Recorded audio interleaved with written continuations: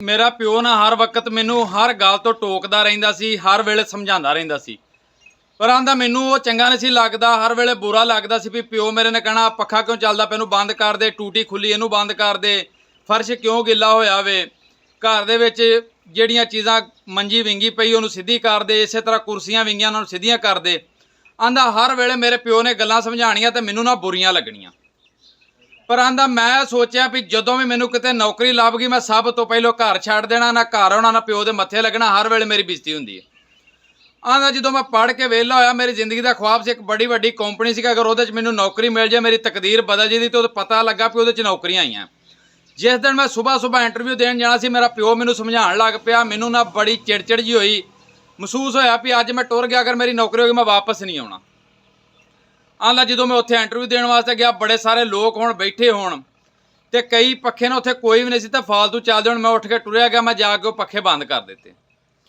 उत्थे कुर्सियां विंगियां पईयां हन, मैं फड़ के ते लैन च सीधियां कर दित्तियां। वो एक आदत बनी सी ना बचपन तो प्यो ने बनाई सी। आंदा अगे मैं गया जदों वाशरूम वाली साइड गया तो उत्थे ना वैसे ही टूटियां पईयां चलदियां होण, दो तीन मैं टूटियां फड़ के ते बंद कर दित्तियां। मोटर चलदी सी, प्यो भी बंद कर दित्ती। उन्ने चिर आण के आंदा मैं कुर्सी ते बैठा ते एक बंदा आ गया भी तुहानूं अंदर सददे ने पे। जदों अंदर गया तो मैनूं उन्होंने आख्या भी तेरी नौकरी जिहड़ी है ना वो पक्की हो गई है। आंदा मैं आख्या मेरा इंटरव्यू भी नहीं होया तो मेरी तां भी नौकरी हो गई। उन्हें आख्या गल ये भी असीं वेख लिया वे तेरा काम, तेरी नौकरी पक्की है।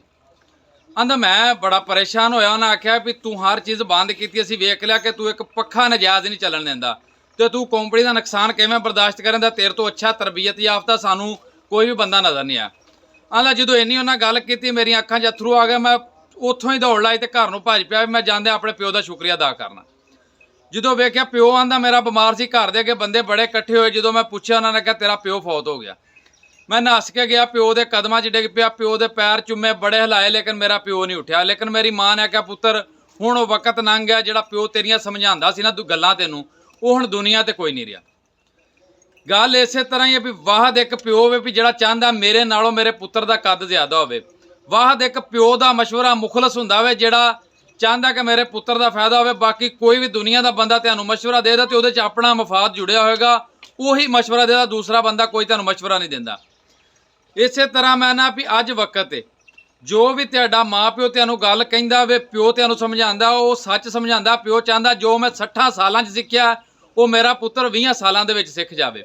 मैं ना खुशकिस्मत लोग ने जिहड़े अपने माँ प्यो दीयां गल्लां ते अमल करदे ने, अपनी दुनिया भी सवार लैंदे ने ते आखरत भी सवार लैंदे ने।